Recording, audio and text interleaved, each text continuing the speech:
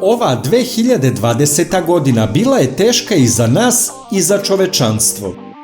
Bilo je mnogo izazova, ali mi smo sve prevazišli.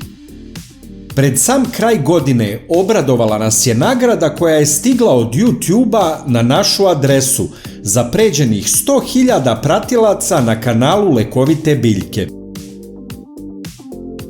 To želimo da podelimo sa vama, našim pratiocima, jer bez vas ne bi bilo ove priče. Ova nagrada, iako simbolične vrednosti, je najlepši poklon za novu godinu za nas, jer je potvrda da smo dobro radili. Dobijanje nagrade proslavili smo kako dolikuje. Ona nam daje podstrek da još bolje radimo u sljedećoj godini, da širimo našu zajednicu.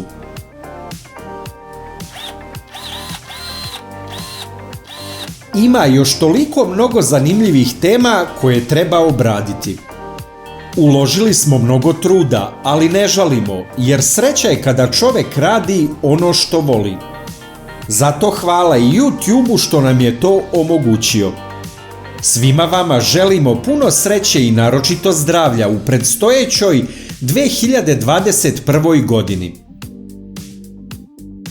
Najlakši način da podržite naš rad je da lajkujete video. Kliknete na dugme prati, zatim na zvonce i na kraju potvrdite zvonce. Ovo za nas znači mnogo. Hvala vam na podršci.